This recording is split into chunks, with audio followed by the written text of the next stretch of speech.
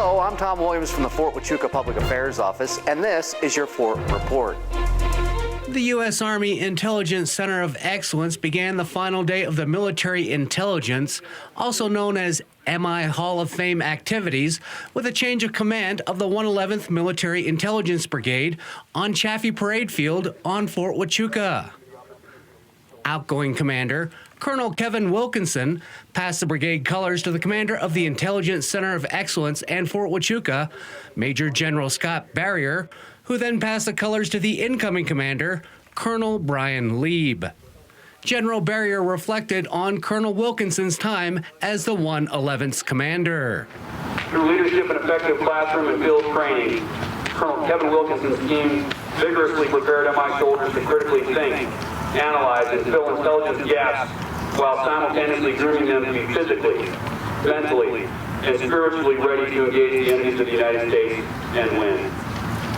The number of initiatives and progress made by the 111th MI Brigade under Kevin's leadership and vision in the last 2 years is simply staggering. He then welcomed the incoming leader. Fortunately, the brigade will be placed in the hands of another highly capable, tactically and technically proficient officer, Colonel Brian Lieb. A highly experienced intelligence leader with multiple command and S2 positions. Brian comes to us from his previous assignment as the Army DG liaison to the Massachusetts Institute of Technology. He also served as the MI enlisted branch chief, so he is well versed in the career path and development of our MI soldiers. He is ready and equipped to continue the 111th's great tradition of excellence in MI training and leader development. The outgoing commander addressed the gathering. Lieutenant General Ashley, General Barrier, it has truly been an honor and privilege to have commanded in your organization. I absolutely have had a blast. Thank you for all your mentorship, support, guidance, and providing me the freedom to command. You both remained by my side and provided sound advice, both personally and professionally. You're absolutely the most level-headed leaders that I've ever worked for in 26 years of service. I cannot thank you gentlemen enough. And Colonel Lieb made remarks.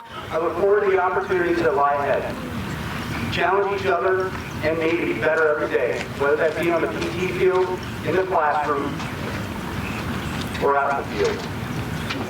Thank you very much. Mission first. The soldiers passed in review. Right turn, forward, march!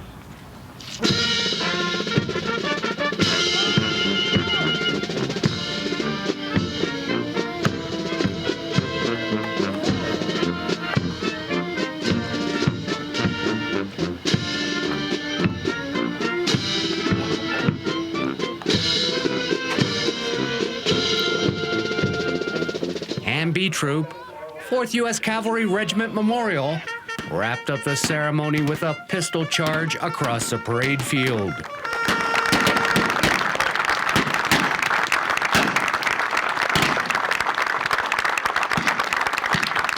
Later that day, 5 people who have made exceptional contributions to MI were inducted into the Military Intelligence Corps Hall of Fame at a ceremony in Fitch Auditorium. Today we honor 5 unique leaders whose inspiring actions shaped our Corps and a generation of MI soldiers and leaders. Each in his own right lived our Army values and achieved a lifetime of excellence through a sustained and dedicated 151 combined years of phenomenal service. And then the new members were inducted.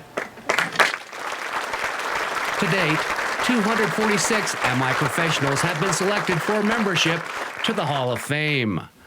The MI activities then continued with a luncheon and ceremony at Libby Army Airfield, where Captain Joseph Pfeiffer was presented with the Lieutenant General Sidney T. Weinstein Award for Excellence in MI. Chief Warrant Officer 2 David Penfield received the Chief Warrant Officer 5 Rex Williams Award, and Sergeant Matthew Martinez was presented with the Command Sergeant Major Doug Russell Award. Later that afternoon, a building in Weinstein Village was dedicated in honor of Specialist 5 Kenneth Smith, who made the ultimate sacrifice in 1970 during the Vietnam War. You see, Kenny didn't have to get into that airplane, but he volunteered to do it anyway. It was one of the best ways that he could do his job, and he was driven to succeed. It was easy for him to volunteer. This is why he ended up in that airplane on that day in May and ultimately gave his life to better protect his fellow soldiers. So we are here today to honor Kenny Smith because he went above and beyond the call of duty.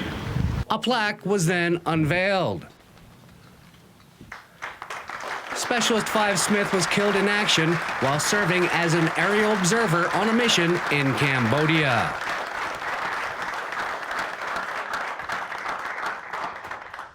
That'll do it for this edition of the Fort Report. Have a great day.